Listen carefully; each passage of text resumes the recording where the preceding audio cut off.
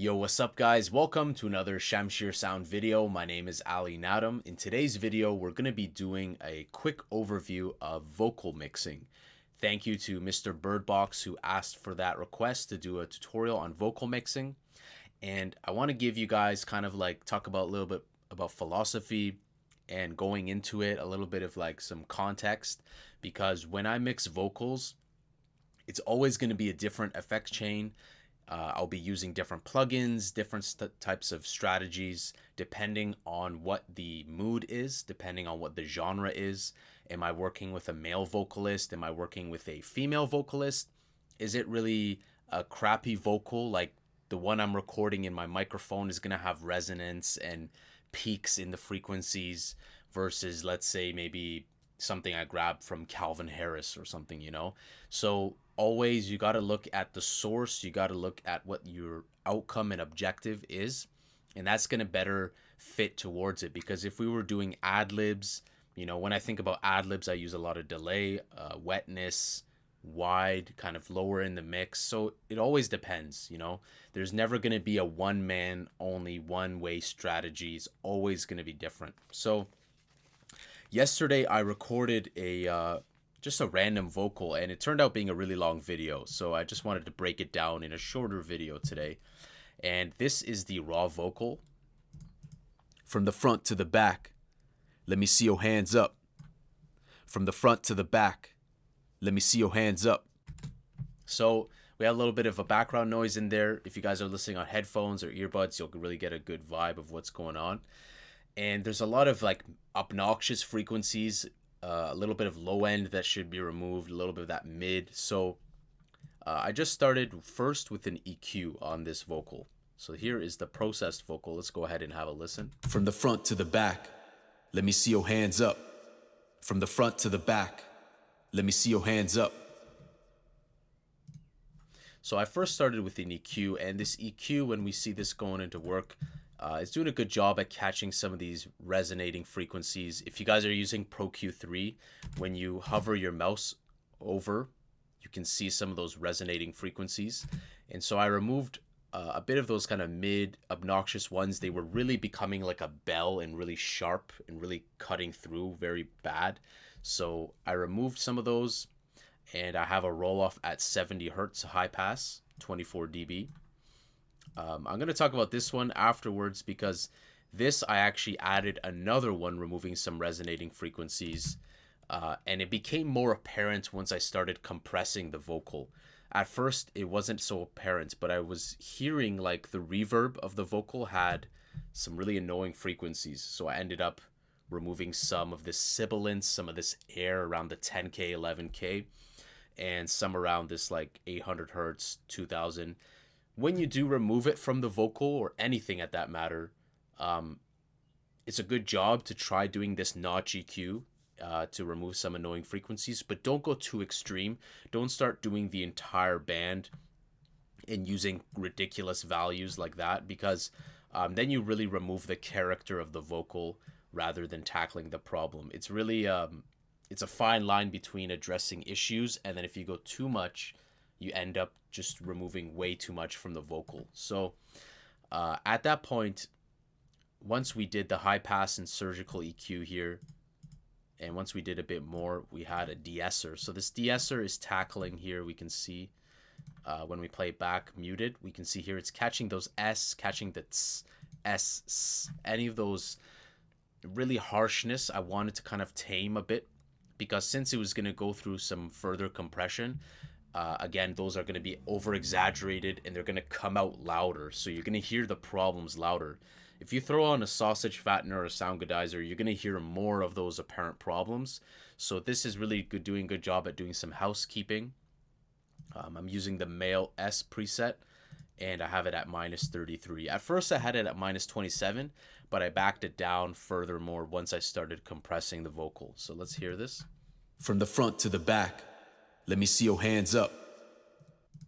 So it's doing a good job, because without this, from the front to the back, let me see your hands up, those S's are really stronger in the vocal, and so I didn't want that. Soundgodizer was something I put after I put on the supercharger and the rest, but Soundgodizer gave a little pump. It really helped it really pump through the mix. And Soundgodizer I recommend using. Just be careful. Use Soundgodizer maybe earlier in your chain, or even if you use it later in your chain, just remember that the A preset does mess with the stereo shaping of it. So if you have a really wide vocal and you put Soundgodizer on, it will sound more narrow or more center, I find. But this gave it a nice little pump. From the front to the back. Really brought it out to the front of the mix, really makes it powerful. And everything is relative. You know, what I'm doing here, I don't have some material to work with like a hip hop beat or like an EDM track. I'm just working with a vocal, but I still like the way that it sounded. It brought it towards the front of the mix. And that leads us to the next plugin, which is Supercharger GT, a fabulous plugin, especially on vocals. I'm using a really fast attack and a fast release to attack those vocals quickly. And this is doing a good job at leveling the vocals. And I'm going to play this muted. So you can see here we have up to about -2, -3 dB of gain reduction. The compression is at 2, so 2-to-1 ratio.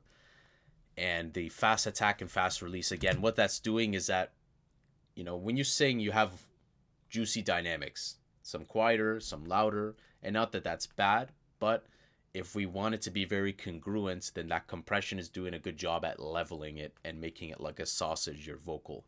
But not too extreme, because if I went to like 10-to-1, it would sound terrible. Have a listen. From the front to the back. From the front to the back. It's just mangled, right? We wouldn't want to do that. So kept it at the 2-to-1. And the two other things I love in this plugin are the character. So the fat character adds a little bit of a juicy kind of EQ, smooth boost to the high end, a little smooth boost to the low end. And that's helping kind of shape it with some EQ curve. And a little bit of mild saturation just does a good job at making that vocal pop a bit more. So this is without the supercharger. From the front to the back. And now with. From the front to the back. Let me see your hands up. So it's not extremely prominent, but it's doing a good job at making it fatter and thicker and more leveled. That takes us to the next plugin, which is a fabulous plugin, and that is Isotope Nectar 2. So Isotope Nectar 2, I worked on this in stages, but the really important thing is the harmony. The harmony in this is doing a good job at creating this essentially like a choir, essentially like a wider effect. And here I have DS doing just a tiny bit of DS. So if I do S only,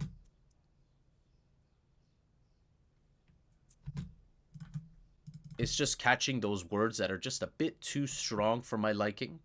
And next we have the harmony. The harmony, if we only solo the harmony. From the front to the back. The harmony are the wider vocals. So you can turn them on in here. I turned them on. I turned on unison 1, unison 2. So now we have like a vocalist towards the left. We have a vocalist towards the right. And you can control their volume with this. This controls the panning. And what that's doing is that it's giving so much more extra width. Because if we turn this off, check this out. From the front to the back. And now we turn on the harmony. From the front to the back. From the front to the back. Let me see your hands up. So again, we're going to turn off the harmony. From the front to the back. On. From the front to the back. It's not super in your face, but this is creating more width. And I think this is the secret weapon for a lot of producers to create a vocal that's still in the center. You can see with this yellow circle, it's a really good visual. But those nice extra width is doing a good job to create a little ambiance, a little bit more space, filling in the mix, filling in that, and it sounds really good. And I did a little EQ here around 120 hertz, just so that the wide vocals are not, you know, taking away from the center vocals. We don't want those too strong. We also did one where it was 1 octave below, 1 octave above, but they're so low in the mix you barely hear them. But I just added them for the sake of it. And in the effects section, we have a little bit of a chorus being added. So chorus is really fabulous on vocals. Chorus will do a good job to widen the vocals, add more space and width. So 12.7% I used there. And that leads us to a couple more. which is the delay. The delay is so like low in the mix, you barely hear the delay. Like if we just hear, here we go. This is just the delay's wetness.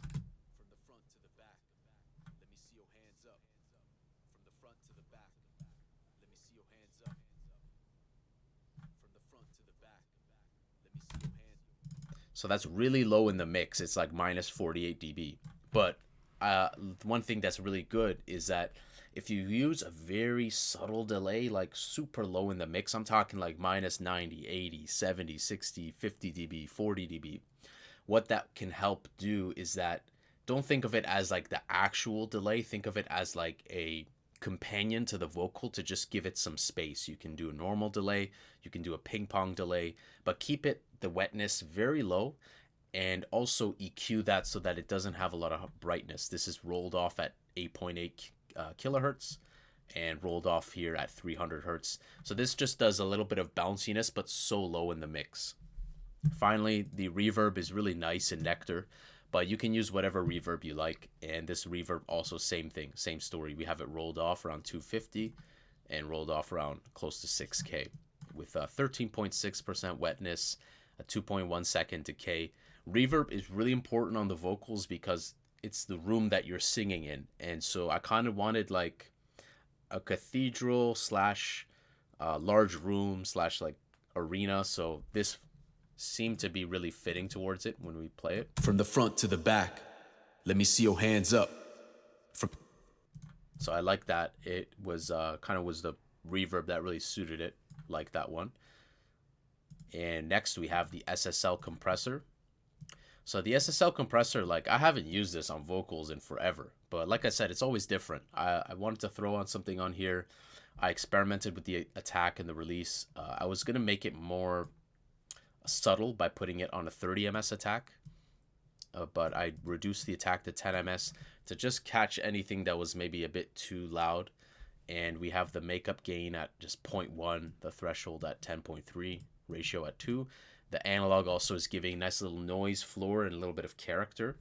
So let's play this back without it. From the front to the back, let me see your hands up. And this is with. From the front to the back, let me see your hands up. So it's super subtle, but it's doing just a little bit of leveling. And the SSL compressor is definitely, like any of the SSL are very pleasing to the ears. They just sound really good. So definitely the SSL EQ, SSL comp, any of those SSL units are just fabulous. Definitely check them out. So the second last plugin, last but not least, is the passive EQ. So passive EQ is a fabulous plugin by Native Instruments and Softtube. It's modeled off of some analog gear and really gives you this silky smooth sound. It's really hard to explain without hearing it in action.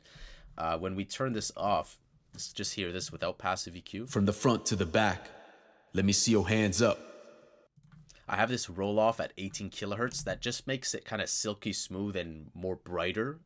And we have a high pass at 68 hertz. So this is just doing a little bit of cleaning, a little bit of roll off at 68, kind of take care of some of that rumble, which was already addressed in Pro Q3. But I kind of wanted to take it one step above, and that 18 kilohertz roll off just adds this nice sweetness. Check this out. From the front to the back. So without. From the front to the back. And with. From the front to the back. Really makes it pop out and adds a little bit more air to the vocal, so which is really what I liked. To wrap things up, the Camel Crusher was put on, and the Camel Crusher, the really secret sauce in Camel Crusher is this compressor. There are other modules that are fantastic, don't get me wrong, but the compressor is just a single knob where you just turn it on and you increase the amount, and it adds auto gain as well. So it's just a very simple but intelligent compressor, and it's a very pleasing to hear. So I cranked it up a bit and I reduced the master a bit. This is just doing the final leveling to glue everything together. So this is without. From the front to the back, let me see your hands up. And this is with. From the front to the back, let me see your hands up. The only reason why I added this one was that I didn't want it to be a bit too loud. So this was just doing almost nothing, but it's there. And ultimately, when we turn off all this, let's have a listen to it raw. From the front to the back, let me see your hands up. So we can immediately, I hear S's, I hear annoying mid frequencies, I hear like low end issues, I hear a lot of things. So look at it as a variety of ways. Do what you will. Ultimately, there's no rules, but these are good foundations in terms of doing a bit of housekeeping, high passing, looking for those annoying frequencies, the de-essing, do a little bit of housekeeping as well. Then we look at the compression stage, where when you compress vocals, a quick release, a quick attack is very good to take care of those quick vocals. So you definitely want a fast attack and a fast release. And then we went to just adding a little bit more character and making it wider with the chorus and the harmony, and just adding a lot of EQ. And finally, the final plugins like the SSL compressor and the Camel Crusher. One note about vocals is that vocals really benefit from EQ. They really benefit from EQ. They really benefit from compression. I've always told people that if you want to learn compression, just start throwing it on vocals, because it does a really good job to show you what you're doing with your processing. So this was just one way to process the vocals. It's always different in many other projects, and it always depends on the mood, the setting, the genre, the outcome, what your objective is going to be. But I hope this gave you guys a little bit of insight of why I chose the plugins that I did to achieve the desired results step by step. And sometimes you might have to go back and you're doing something and you're like, oh, I hear an annoying frequency. Let me go back to Pro Q3 and add a new curve and duck this away. So it's something that will always be dynamic, but really trust your gut, trust your ears, and take it step by step. So I'm going to let you guys download this project. Check it out in the video description. If you guys enjoyed this video, remember to smash the like button. Remember to hit that subscribe button and hit that notification bell. Thank you to Mr. Birdbox for the suggestion. And if you guys have any requests for tutorials, feel free to drop it in the comment section below. Until then, I'll see you guys in the next video. Take care.